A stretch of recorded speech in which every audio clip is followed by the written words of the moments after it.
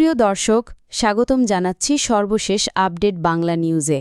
শুরুতেই জানিয়ে দেব আজকের ভয়ঙ্কর সব সংবাদ, যা শুনলে আপনার চোখ কপালে উঠে যাবে। জানিয়ে দেব ডিসেম্বরেই দেশে ফিরছেন হাসিনা, আতঙ্ক ছড়াচ্ছে এনসিপি, শেখ হাসিনার দেশে ফেরার কাউন্টডাউন পতনের শুরু ইউনুস তারেকের। বিস্তারিত থাকছে প্রতিবেদনে। শেখ হাসিনা যদি দেশে ফিরে, কেবলমাত্র ফিরবে ফাঁসির রায় কার্যকর হওয়ার জন্য। যে আওয়ামী লীগ কোনো রাজনৈতিক দল না, এটা একটা ভারতের দিল্লির একটা নিয়ন্ত্রিত একটা দল। সাক্ষাৎকার, ফের দেশে ফেরার হুঙ্কার, ফের দিলেন আলটিমেটাম। কথা হচ্ছে শেখ হাসিনাকে নিয়ে, যাকে আটকানো যায় না। এর আগেও গোটা বিশ্ব দেখেছিল কন্যা কতটা অপ্রতিরোধ। বহু বাধা অতিক্রম করে তিনি দেশে ফিরেছিলেন, এবারও তিনি ফিরছেন, আর সেটা এবছরের ডিসেম্বরে। এদিকে ফেরার বার্তায় বিএনপি সরকার, কম্পিত ছাত্র নেতারা, অন্তত তাদের মন্ত্রী উপদেষ্টাদের বক্তব্য শুনে সেটাই মনে হচ্ছে। কিন্তু প্রশ্ন উঠছে, একটি দলে আইন পাশ করিয়ে নিষিদ্ধ করিয়েও আটকানো গেল না, এত কাঠখড় পুড়িয়েও লাভের লাভ হলো না। তবে সাক্ষাৎকারে কি বললেন শেখ হাসিনা? দীর্ঘ 1 ঘন্টা টেলিফোনিক একটি সাক্ষাৎকার, যেখানে ফেরার ঘোষণা থেকে শুরু করে দলীয় নেতাদের আত্মসমর্পণের কথা তিনি বললেন হত্যা হতে পারি, তারপরও আমি ফিরব। বাংলাদেশের প্রাক্তন প্রধানমন্ত্রী শেখ হাসিনা বললেন, দেশে ফেরার পর আমাকে গ্রেপ্তার করা হতে পারে, তবু আমি ফিরব। আমাকে যেতে পারে, তিনি বলেন, তবু আমাকে যেতেই হবে। আমার দলের নেতা কর্মীরা চরম দমন পীড়নের শিকার হচ্ছেন। যদি মৃত্যুই আসে, তবে আমি চাই তা যেন আজের মাটিতেই আসে, যেখানে আমার বাবা মাকে সমাহিত করা হয়েছে এবং যেখানে তাদের রক্ত ঝরেছিল। অর্থাৎ কোনো কিছু আর যে পরোয়া করবেন না মুজিব, সেটা পরিষ্কার হয়ে গেল। এদিকে শেখ হাসিনার ফেরার বার্তায় শঙ্কিত বাংলাদেশের রাজনৈতিক দলগুলি। বিএনপি সরকারের বিভিন্ন মন্ত্রীরা তো মন্তব্য করছেনই, সে ভয় পাচ্ছে ছাত্র নেতারা, যেগুলিতে প্রমাণ হয়ে যায় কতটা ভয় পাচ্ছেন তারা। নাহিদ ইসলাম বলছেন, হাসিনা ফিরছেন ফাঁসির রায় করার জন্য, এমনকি তিনি আওয়ামী লীগ দলকে পর্যন্ত তিনি অস্বীকার করছেন। শুনুন তার বক্তব্য। শেখ হাসিনা যদি দেশে ফিরে, কেবলমাত্র ফিরবে কার্যকর হওয়ার জন্য। যে আওয়ামী লীগ কোনো রাজনৈতিক দল না, এটা একটা ভারতের দিল্লির একটা নিয়ন্ত্রিত একটা দল। করি না এটা তেমন গুরুত্বপূর্ণ, এটা মূলত এটা একটা প্রোপাগান্ডার অংশ। বাংলাদেশে এখন আওয়ামী লীগকে দলগতভাবে বিচারের আওতায় মুখোমুখি নেওয়ার কথা ভাবছে, এবং আমরা মনে করি এটাই সঠিক রাস্তা। শেখ হাসিনার রায় অলরেডি হয়ে গিয়েছে, এখন এটা কার্যকর করতে হবে। শেখ হাসিনা যদি দেশে ফিরে, কেবলমাত্র ফাঁসির রায় কার্যকর হওয়ার জন্য। ফলে সেটার জন্য আমরাও চাই যে ফাঁসির রায় কার্যকর হোক, শেখ হাসিনা সহ অন্য যাদের বিরুদ্ধেই এই রায় হয়েছে। এবং নিজস্ব সিদ্ধান্ত নেওয়ার কোনো এখতিয়ারই নেই, স্বাধীনতাও নেই। শেখ হাসিনা দিল্লিতে আশ্রিত অবস্থায় আছেন। তিনি দেশ থেকে তার নিজের দল, নেতাকর্মী, দেশ সবাইকে ত্যাগ করে কাপুরুষের মতো পালিয়ে গিয়েছেন দিল্লিতে। এবং এটা পরিষ্কার করেছে বাংলাদেশের জনগণের কাছে, আন্তর্জাতিক বিশ্বে, যে আওয়ামী রাজনৈতিক দল না, এটা একটা ভারতের দিল্লির একটা নিয়ন্ত্রিত একটা দল। ফলে শেখ হাসিনার সিদ্ধান্ত শেখ হাসিনার সিদ্ধান্ত না, দিল্লি থেকে তাকে যতটুকু পারমিট করা হয় সে অনুযায়ী সে কথা বলেন। ফলে শেখ হাসিনা আসবেন কি আসবেন না, কিভাবে আসবেন, বিচার হবে কিনা, এটা মূলত দিল্লির সাথে সিদ্ধান্ত। ঢাকার সাথে দিল্লির কূটনৈতিক রাজনীতির উপর এটা নির্ভর করবে। শেখ হাসিনা বা আওয়ামী লীগ এখন কোনো রাজনৈতিক দলই না। তার বক্তব্য শুনে স্পষ্টতই বোঝাই যায় যে কতটা শঙ্কিত এই ছাত্র নেতারা। তারা যে শেখ হাসিনা ফিরলে মেটিকুলাস ডিজাইন করে যারা আওয়ামী লীগ সরকারের পতন ঘটিয়েছিল, তারা প্রত্যেকেই ফাঁসবেন। হাসিনার বিচার করতে গেলে উল্টে তাদের হবে। এদিকে যখন শেখ হাসিনা তার আগে ফেরার বার্তা দিয়েছিলেন, তখন প্রধানমন্ত্রী তারেক রহমানের তথ্য সম্প্রচার উপদেষ্টা জাহিদুর রহমান বলেছিলেন, ফিরতে তো তাকে হবেই, যে কাকা বারবার চিঠি দিয়েছিল নয়াদিল্লিকে। হাসিনাকে প্রত্যর্পণ করাতে হবে। এদিকে হাসিনা নিজেই বলছেন ফিরবেন। এদিকে ছাত্র নেতা থেকে সরকারের একাধিক প্রতিনিধি বলছে হাসিনা ষড়যন্ত্র করছেন। তবে তারা যে ভয় পাচ্ছেন, এই বক্তব্যগুলোই তারই। একদিকে শেখ হাসিনার ডিসেম্বরে দেশে ফেরার ঘোষণা, অন্যদিকে হাম পরিস্থিতি ঘিরে তৎকালীন ইউনুস সরকারের বিরুদ্ধে আদালতের রিট। হামে বাংলাদেশের শিশুদের মৃত্যুর দায়ী ইউনুসই, যে বাংলাদেশকে একসময় হামের প্রকোপ থেকে শেখ হাসিনা বের করে এনেছিলেন। ইউনুসের দায়িত্ব জ্ঞানহীনতায় কিভাবে টিকা মজুদ রাখার কথা ভুলে গিয়েছিল সরকার, তার ফলে মৃত্যু মিছিল। শেখ হাসিনা ফিরলে মোহাম্মদ ইউনুসের সামনে কি তৈরি হবে সবচেয়ে কঠিন রাজনৈতিক পরীক্ষা? বাংলাদেশ ছেড়ে তিনি কি পালাবার পথ পাবেন না? ফিরছেন শেখ হাসিনা, টিকার সংকট, শিশু মৃত্যু এবং প্রশাসনিক গাফিলতির অভিযোগ, সব মিলিয়ে বাংলাদেশের তৎকালীন অন্তর্বর্তী সরকারের সামনে কি তৈরি নতুন রাজনৈতিক ঝড়? ফেরার আগেই চাপে ইউনুস, হামকাণ্ডে রিট, টিকা সংকট ঘিরে বাড়ছে রাজনৈতিক উত্তাপ। বাংলাদেশের রাজনীতিতে নতুন করে উত্তাপ ছড়িয়েছে হাম পরিস্থিতি ও শেখ হাসিনার পতনের ঘোষণা ঘিরে। একদিকে প্রাক্তন প্রধানমন্ত্রী শেখ হাসিনা ডিসেম্বরের মধ্যে দেশে ফেরার ইচ্ছের কথা জানিয়েছেন, অন্যদিকে হাম আক্রান্ত হয়ে এক শিশুর মৃত্যুর ঘটনায় অন্তর্বর্তী সরকারের বিরুদ্ধে দায়িত্বে গাফিলতির অভিযোগ তুলে হাইকোর্টে দায়ের হয় রিট।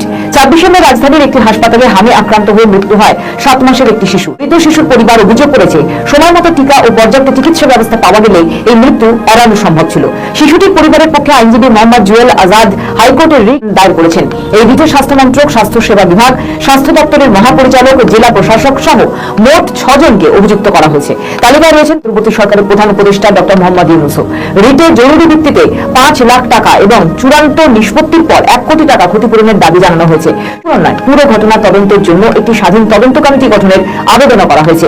অভিযোগ করা হয়েছে, হাম ছড়ানোর আশঙ্কা এবং টিকা সরবরাহ নিয়ে সংস্থাগুলোর সতর্ক বার্তার পরও টিকাদান কর্মসূচিতে যথেষ্ট প্রস্তুতি নেওয়া হয়নি। মামলাকারীর অভিযোগ, 2024 সালে 8 আগস্ট থেকে 2026 সালের 17 ফেব্রুয়ারি পর্যন্ত সরকারের সময়কালে টিকা সংগ্রহ সরবরাহ ব্যবস্থায় সমস্যা তৈরি হয়। সেই কারণেই টিকার মজুদ, সংগ্রহ এবং বিতরণ সংক্রান্ত সমস্ত নথি আদালতে তলবের আনা হয়েছে। এই ঘটনাকে কেন্দ্র করে রাজনৈতিক চাপ বাড়ছে ইউনূসের উপর। বিরোধীদের একাংশের অভিযোগ, প্রশাসনিক দুর্বলতা ও সিদ্ধান্তহীনতার কারণে বাংলাদেশ জুড়ে হামে এই শিশুদের মৃত্যু। এর মধ্যে শেখ হাসিনার দেশে ফেরার ঘোষণা বাংলাদেশের রাজনীতিতে নতুন আলোড়ন তৈরি করেছে। শেখ হাসিনা জানিয়েছেন, তিনি দেশে ফিরে আইনি প্রক্রিয়ার মুখোমুখি হতে প্রস্তুত। তার প্রত্যাবর্তন আওয়ামী লীগের রাজনীতি এবং দেশের ক্ষমতার সমীকরণে বড় প্রভাব ফেলতে পারে বলে মনে করছেন রাজনৈতিক পর্যবেক্ষকদের একাংশ। স্বাস্থ্য সংকট, রাজনৈতিক বিরোধ এবং প্রশাসনিক চ্যালেঞ্জ বিষয় একসঙ্গে সামলাতে হচ্ছে নির্বাচিত বিএনপি সরকারকে।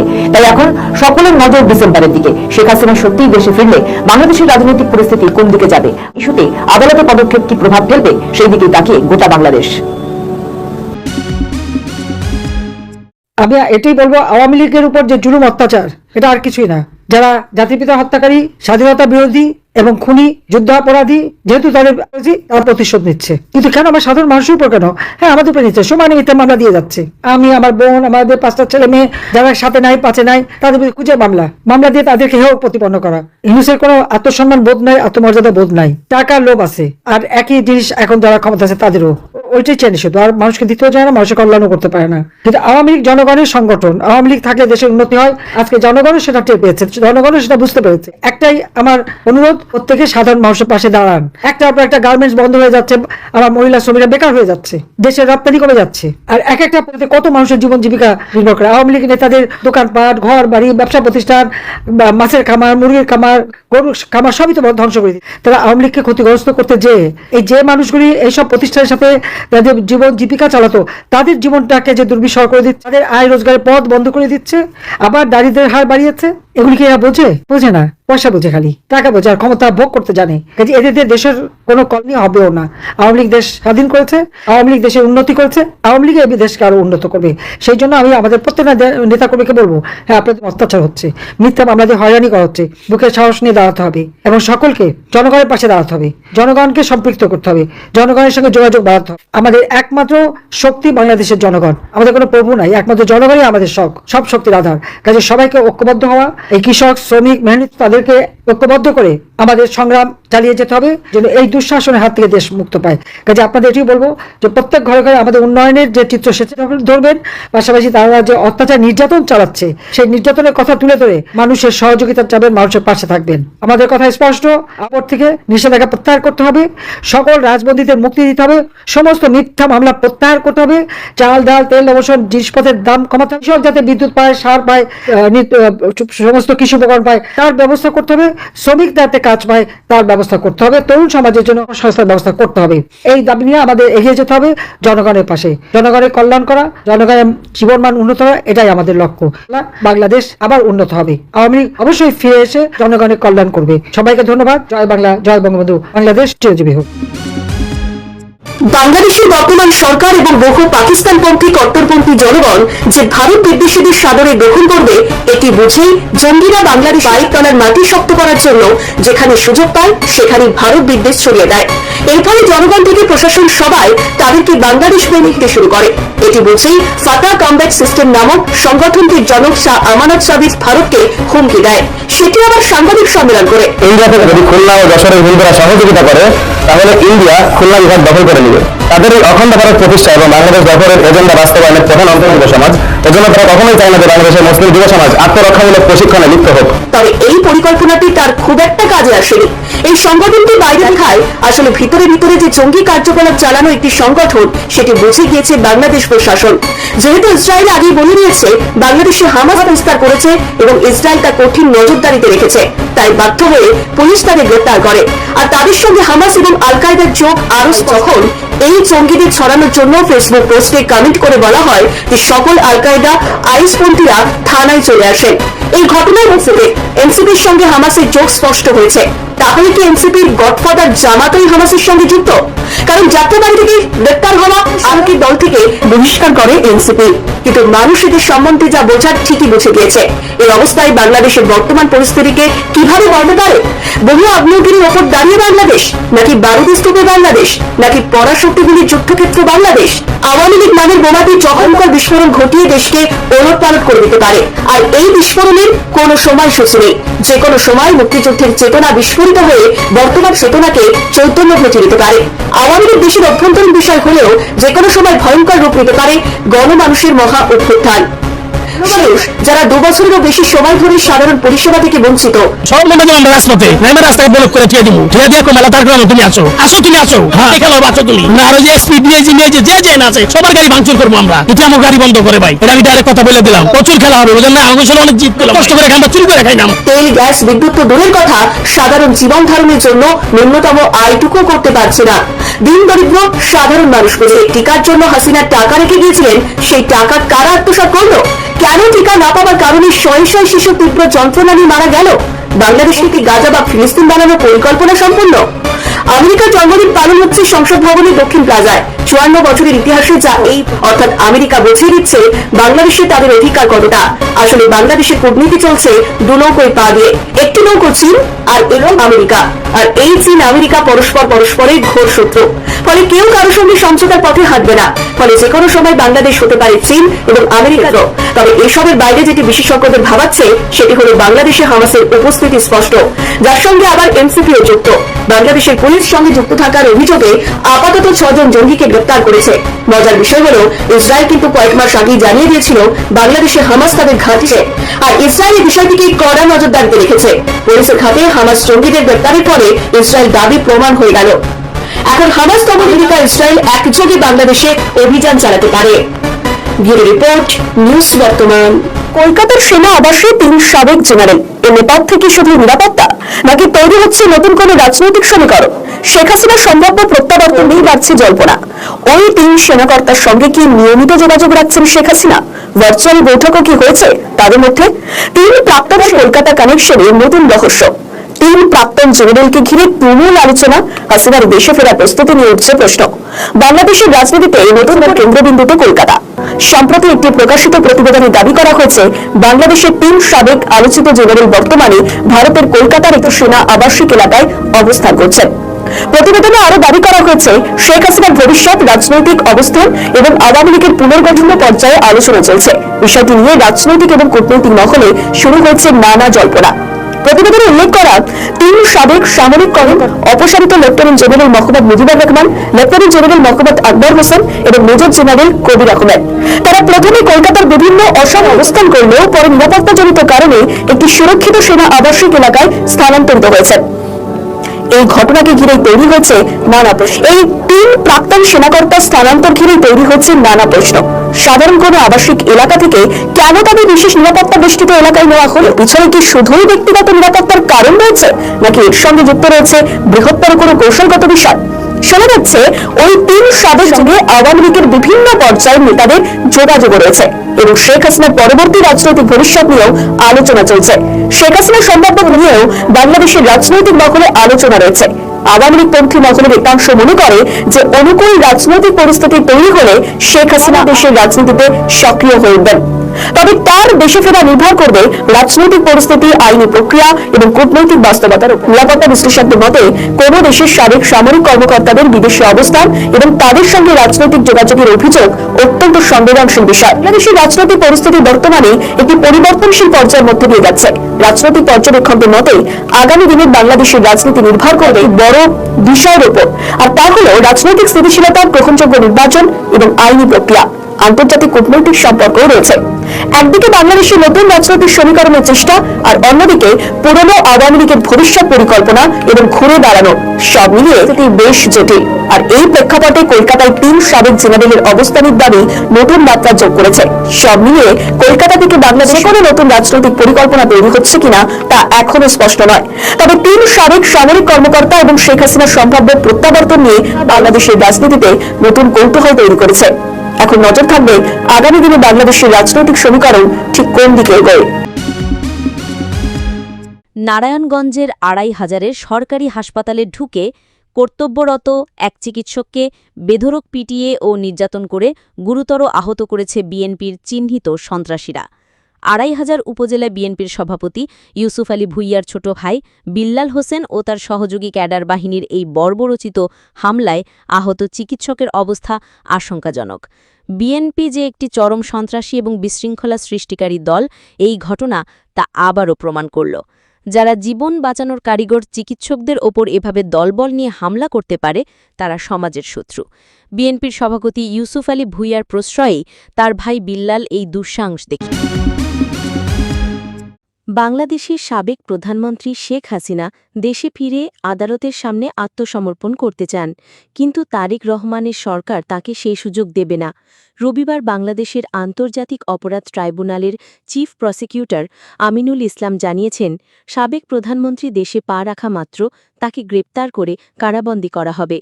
তিনি বলেন, শেখ হাসিনা একজন সাজাপ্রাপ্ত আসামি, তার এখন আর আদালতের সামনে আত্মসমর্পণের সুযোগ নেই। দেশে প্রবেশ করার পর কারাবাড়ি হবে তার প্রথম ঠিকানা। 3 দিন আগে চিফ প্রসিকিউটর বলেছিলেন, শেখ হাসিনার দেশে ফিরতে কোনো সমস্যা নেই, তিনি দেশে ফেরা মাত্র যাবতীয় আইনি সুযোগ পাবেন।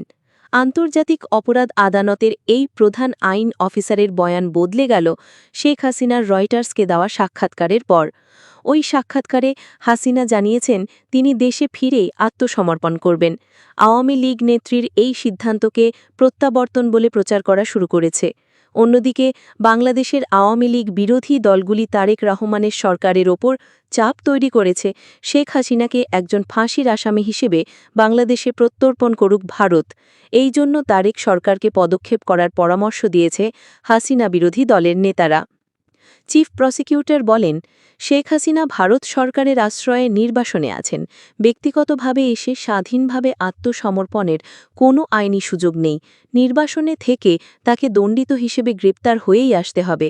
আসতে হলে ভারত সরকারকেই তাকে বাংলাদেশ সরকারের কাছে হ্যান্ডওভার করতে হবে। তিনি আরও বলেন, ভারত হয় প্রত্যর্পণ চুক্তির আওতায় তাকে বাংলাদেশ সরকারের কাছে হ্যান্ডওভার করা হবে, অথবা তাকে পুশব্যাক করবে।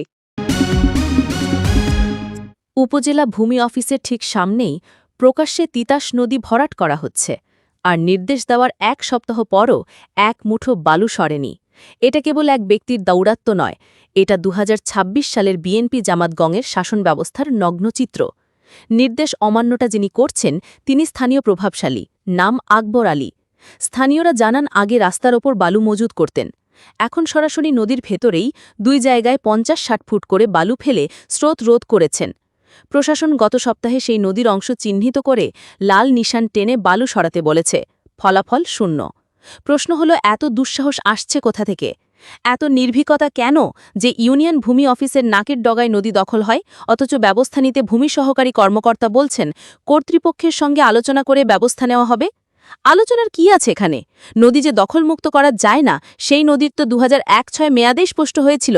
তখন বিএনপি জামাত জোটের ছত্রছায়ায় সারা দেশে নদী দখল, বালু উত্তোলন আর ভরাট ছিল মহামারীর মতো।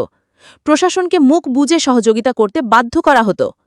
আকবর আলীদের মতো লোকেরা নির্ভয় ছিল, কারণ পৃষ্ঠপোষকতা ছিল সরকারের ভেতরেই। সেই একই সমীকরণ এখন দেখা যাচ্ছে সরাইলের পাকশিমূলে। তিতাসের পানি প্রবাহ বন্ধ করে নৌ চলাচল অচল করা হচ্ছে। তীর ভাঙনের শঙ্কা তৈরি করেও দখলদার নির্ভর। এটা তার একার ক্ষমতা নয়, এটা জোট আমলের সংস্কৃতি। ক্ষমতার পাল্লা বদলে যারা আবার রাজনৈতিক পৃষ্ঠপোষকতা পেয়েছে, প্রশাসনকে তারা বৃদ্ধাঙ্গুলিই দেখাচ্ছে। ভূমি অফিসে চৌহদ দিতে নির্দেশ অমান্যের এই ঘটনা তাই নিছক ভূমিদস্যুতা নয়, এটা রাষ্ট্রের কর্তৃত্বের উপর আঘাত। মাত্র এক সপ্তাহে যে ঘটনা সামলানো গেল না তাতে স্পষ্ট 2026 সালের বাংলাদেশে বিএনপি জামাত জোটের শাসনে প্রশাসন কতটা অকার্যকর আর প্রভাবশালীদের কাছে কতটা জিম্মি হয়ে পড়েছে। নির্দেশ দিয়ে থেমে থাকা নয়, এখনই বালু উচ্ছেদ করতে হবে, দখলদারের বিরুদ্ধে ব্যবস্থা নিতে হবে, না হলে তিতাসের এই বুক ভরাটের চিত্রই হয়ে থাকবে জোটের আমলের চিরচেনা স্বরূপ। রাজধানী ঢাকায় মাত্র একদিনের রেকর্ড 175 মিলিমিটার বৃষ্টি, আরও বর্ষণের পূর্বাভাস। আষাঢ় শেষে প্রকৃতির এই বৈরী রূপে নগরজীবন তছনছ। গত 3 দিন ধরে চলছে এই বর্ষণ, কখনো ভারী আবার কখনো হালকা। দেশের বেশিরভাগ অঞ্চলেও ভারী বর্ষণ। পাহাড়ি ঢলে নদী উপচে আচমকা বন্যা দেখা দিয়েছে। দুর্যোগ ব্যবস্থাপনা ও ত্রাণ মন্ত্রক জানিয়েছে গত কয়েকদিনের বৃষ্টি ও বন্যায় মৃত্যু হয়েছে 51 জনের। আবহাওয়া দপ্তর জানিয়েছে আগামী কয়েকদিনও দেশের বিভিন্ন অঞ্চলে ভারী থেকে অতি ভারী বর্ষণ হতে পারে, ফলে রাজধানীসহ বহু জায়গায় জনদুর্ভোগ বাড়তে পারে। গত মঙ্গলবার থেকে ঢাকায় প্রায় প্রতিদিনই বৃষ্টি চলছিল। শুক্রবার ভোর থেকে শুরু হয় মুষলধারে বৃষ্টি, যা দিনের বেশিরভাগ সময় স্থায়ী হয়।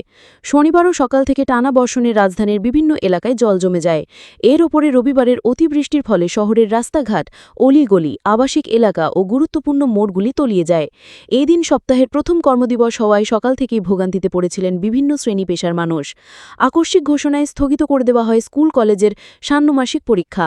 লঞ্চ, বাস ও ট্রেন চলাচল ব্যাহত হয়। বৃষ্টির জলে রাজধানী ঢাকাসহ বিভিন্ন জেলায় রেল লাইন তলিয়ে গিয়েছে। দুর্যোগ ব্যবস্থাপনা ও ত্রাণ মন্ত্রকের প্রতিবেদনে জানানো হয়েছে বিভিন্ন অঞ্চলে গত কয়েকদিনের টানা বৃষ্টি, পাহাড়ি ঢল, বন্যা ও পাহাড় ধসে মৃতের সংখ্যা বেড়ে 51 জনে দাঁড়িয়েছে। এর মধ্যে রাঙামাটিতে 3 জন, বান্দরবনে 6 জন, কক্সবাজারে 28 জন, চট্টগ্রামে 13 জন ও মৌলভীবাজারে 1 জন রয়েছেন। জখম 39 জন। খাগড়াছড়ি, রাঙ্গামাটি, বান্দরবন, কক্সবাজার, চট্টগ্রাম, মৌলভীবাজার ও হবিগঞ্জ এই 7টি জেলা বন্যা কবলিত হয়ে পড়েছে। বৃষ্টিতে ঢাকা বিশ্ববিদ্যালয়, বাংলাদেশ কুয়েত মৈত্রী হল ও বঙ্গমাতা শেখ ফজিলাতুন্নেসা মুজিব হলের বিদ্যুৎ সংযোগ বিচ্ছিন্ন করা হয়েছে। বিদ্যুৎ না থাকায় এবং হাঁটু থেকে কোমর সমান জল জামায় কয়েক হাজার আবাসিক শিক্ষার্থী চরম দুর্ভোগে পড়েছেন। এই জলাবদ্ধতার কারণে রবিবার কয়েকটি বিভাগের ক্লাস বাতিল এবং পরীক্ষা স্থগিত করা হয়েছে। প্রত্যক্ষদর্শীরা জানান, ঢাকা বিশ্ববিদ্যালয়ের বিরাট ক্যাম্পাসের প্রায় পুরোটাই জলের নিচে। অতিবৃষ্টির জেরে ক্ষতিগ্রস্ত মানুষের জীবন সম্পদ রক্ষা, দ্রুত ত্রাণ ও চিকিৎসা সেবা নিশ্চিত এবং পরিস্থিতি মোকাবেলায় সর্বোচ্চ সতর্কতা ও সমন্বয়ের সঙ্গে কাজ করতে প্রশাসনকে নির্দেশ দিয়েছেন প্রধানমন্ত্রী তারিক রহমান। প্রধানমন্ত্রী বলেছেন, এই পরিস্থিতিতে মানুষের জীবন ও সম্পদ রক্ষায় প্রশাসনের সর্বোচ্চ অগ্রাধিকার।